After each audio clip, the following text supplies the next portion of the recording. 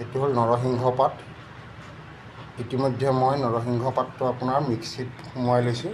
ইয়াতে আপোনাৰ কেঁচা হালধি দেখিছে নহয়, ইয়াত কেঁচা হালধি, আদা আৰু আপোনাৰ জলকীয়া দিছিলোঁ।